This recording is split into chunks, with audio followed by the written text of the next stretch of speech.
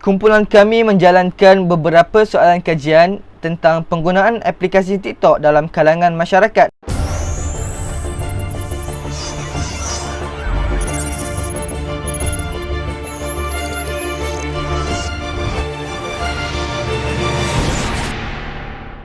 Berdasarkan kajian tersebut, 80.2% mempunyai akaun TikTok dan 19.8% tidak mempunyainya.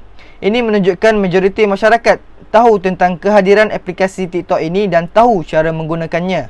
Seterusnya kami mengkaji tentang umur bagi yang melayari TikTok ini. 14.9% TikTok adalah bawah 18 tahun. 49.5% adalah 18 hingga 20 tahun. 34.7% adalah berumur antara 21 hingga 24 tahun. Dan 1% adalah antara 25 hingga 27 tahun. Bagi pengguna TikTok yang bawah 18 tahun, perlu pengawasan ibu bapa, dan bagi bawah 13 tahun, tidak dibenarkan menggunakan aplikasi ini mengikut dasar privasi daripada TikTok sendiri. Seterusnya kami mengkaji tentang peruntukan masa menggunakan aplikasi TikTok ini dalam masa sehari. 22.4% iaitu 23 orang menggunakan aplikasi TikTok ini kurang dari 2 jam. 38.8 iaitu 39 orang 1 hingga 2 jam. 33.7 iaitu 34 orang menggunakan 3 hingga 5 jam. 3.1 iaitu 3 orang memperuntukkan 6 hingga 8 jam. Dan 2% iaitu 2 orang menggunakan lebih daripada 8 jam. Kebanyakan masyarakat, terutamanya golongan belia, banyak membazirkan masa sehingga ada yang lebih daripada 8 jam menggunakan TikTok. Walhal banyak benda lain lagi yang lebih berfaedah boleh dibuat.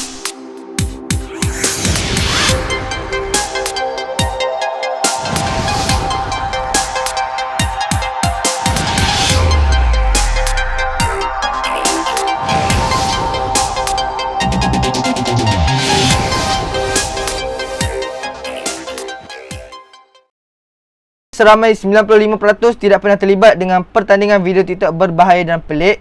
4% menjawab mungkin pernah terlibat dan 1% menjawab ya. Majoriti tahu batas dengan penggunaan TikTok yang melibatkan pertandingan video TikTok yang boleh membahayakan diri sendiri dan masyarakat sehingga boleh menipiskan identiti dan martabat masyarakat Melayu dan Islam. Akhir sekali, soalan kajian kami tentang pandangan masyarakat tentang impak negatif kepada masyarakat, khususnya golongan belia.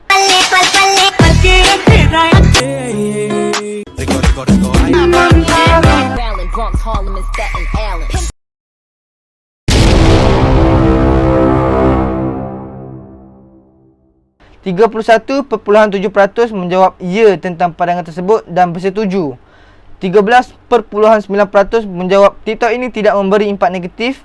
Dan 54.5% menjawab mungkin. Lain orang, lain pendapatnya. Ada yang berpendapat TikTok ini tidak memberi kesan langsung. Ada yang mengatakan TikTok ini memberi impak negatif. Dan ada golongan yang berpendapat TikTok ini ada kesan dan manfaatnya tersendiri, bergantung kepada penggunaan orang itu sendiri. Antara kesannya ialah menyebabkan ramai anak muda mudah terpengaruh dengan beberapa budaya-budaya barat yang langsung tidak melambangkan identiti yang baik kepada masyarakat. Tidak dinafikan bahawa hampir semua golongan masyarakat mempunyai aplikasi TikTok dalam telefon bimbit masing-masing kerana keseronokan yang ada pada aplikasi ini. Hal ini menyebabkan mereka sentiasa membuang masa dan leka untuk menyempurnakan urusan mereka.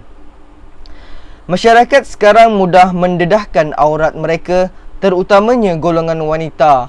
Mereka akan berasa megah apabila mendapat perhatian daripada masyarakat, seperti mendapat banyak like dengan mengenakan baju yang ketat, lalu menari tanpa mengira dosa dan pahala sebagai konten mereka. Dan lebih parah lagi, ada sesetengah masyarakat yang menyokong perbuatan mereka disebabkan mereka juga dibuai godaan hawa nafsu dan dibelai dengan hasutan syaitan.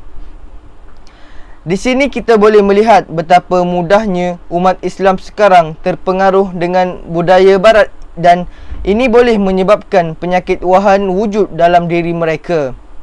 Penyakit wahan ini disabdakan oleh Nabi dalam hadis baginda yang telah diriwayatkan oleh Abu Daud, iaitu seorang sahabat bertanya, "Apakah penyakit wahan itu, wahai Rasulullah?"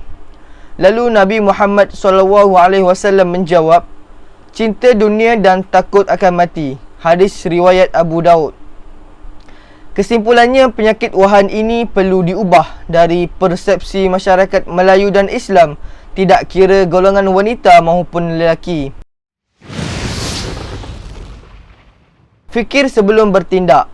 Itu adalah kata-kata yang sesuai untuk menjauhkan diri daripada budaya barat yang menipiskan identiti masyarakat Melayu dan Islam.